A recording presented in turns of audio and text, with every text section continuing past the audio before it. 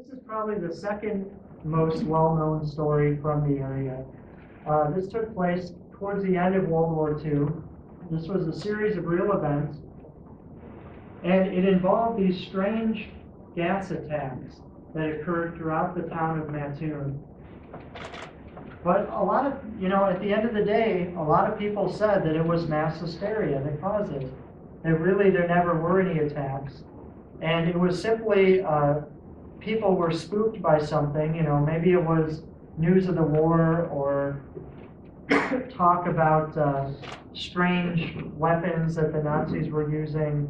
But people supposedly just were so scared that one report of this led to another, and people were having these, panic attacks essentially. I don't buy it, and here's why. So, a couple of the first victims were Elsie Kearney and her daughter, and they were getting ready for bed, and they smelled a strange sweet smell that came in through the window. Well, both of them, within a matter of minutes, became paralyzed, and it took most of the night for them to recover. When Mr. Kearney came home, he said he saw a man lurking near the window, and he tried to chase him, but he ran off and he couldn't catch them. Another incident occurred when a woman found a handkerchief or a large rag on her porch and thought it was strange. I don't know, my first instinct wouldn't be to smell a rag that was on my porch, but she thought that, well, this is what I'll do. So she smelled the rag, and so this is a reporter from the Daily Journal Gazette. He said that her throat and mouth were so badly burned by the fumes she inhaled, or were so badly burned by the fumes she inhaled, that blood came from the cracks in her parched and swollen lips, and her seared throat and the roof of her mouth. Some of these symptoms are consistent with exposure to chloroform, which can be spread through the air using kind of an insecticide pump that would have been in use at the time.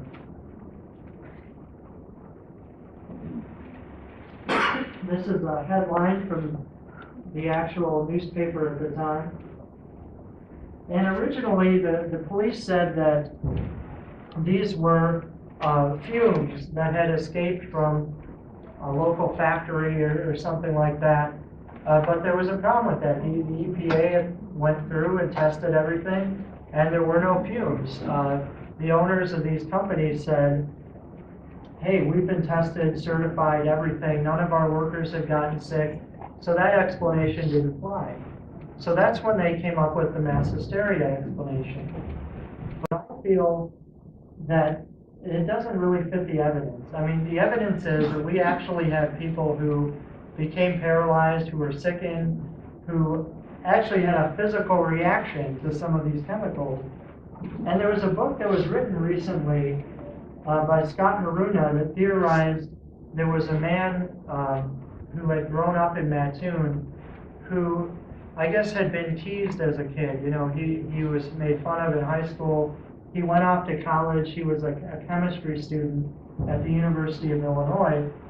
And apparently a lot of the people who had fallen victim to these attacks had been in high school with him and lived in the vicinity that he lived. So this is the evidence that he used to determine. But the attacks stopped after a couple of weeks and never returned. So nobody really knows exactly what happened.